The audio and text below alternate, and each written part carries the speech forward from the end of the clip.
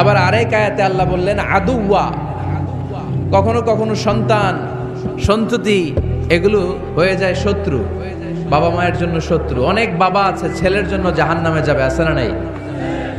অনেক ছেলে আছে বাবার জন্য জাহান্নামে যাবে। কিয়ামতের দিন বাবা ছেলেরে পরিচয় দিবে না, ছেলে বাবারে পরিচয় দিবে না, একে অপরের শত্রু হয়ে যাবে, ঠিক কিনা?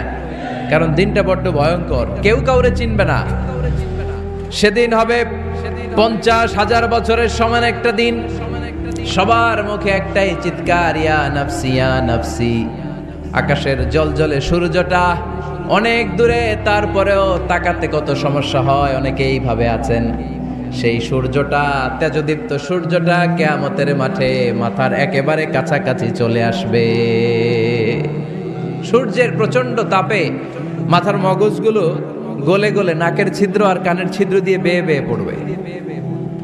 হুফাতান উরাতান মুশাতান গুরলা, পায়ে দেওয়ার মতো কারো জুতা থাকবে না।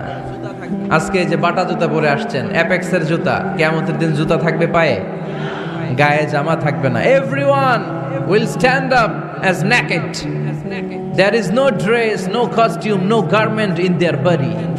দেহে কোনো পোশাক নাই, পেটে খাবার নাই, পায়ে জুতা নাই, সূর্যটা মাথার কাছে, তৃষ্ণায় জিহ্বাটা বের হয়ে নাভি পর্যন্ত ঝুলতে থাকবে।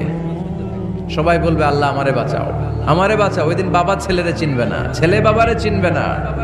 অনেক বাবা ছেলের কারণে জাহান্নামী হবে, অনেক ছেলে বাবার কারণে জাহান্নামী হবে। তাহলে তখন বাবা ছেলের শত্রু হয়ে যাবে, ঠিক কিনা? তাহলে কোরআন সাধারণত বলল কিছু কিছু জিনিসের প্রতি মানুষের আকাঙ্ক্ষা জনমভর, এর মধ্যে অন্যতম হলো সন্তান সন্ততি। এই সন্তান কখনো হয়ে যায় জিনা মানে সৌন্দর্য, আবার এই সন্তান কখনো হয়ে যায় ফিতনা মানে পরীক্ষা, আবার এই সন্তান কখনো হয়ে যায় আদুয়া মানে শত্রু, ঠিক কিনা? আমাদের সন্তানরা যেন আমাদের জন্য পরীক্ষাও না হয়, শত্রুও না হয়। আমাদের সন্তান যেন আমাদের চক্ষু শীতলের কারণ হয়, ঠিক কিনা? এজন্য আল্লাহ মুমিনদেরকে শিখিয়ে দিয়েছে, দোয়া করো, আল্লাহর কাছে চাও যে আল্লাহ আমাকে এমন সন্তান দেন, আমাকে এমন স্ত্রী দেন যাদের দিকে তাকালে আমার চোখ জুড়িয়ে যাবে।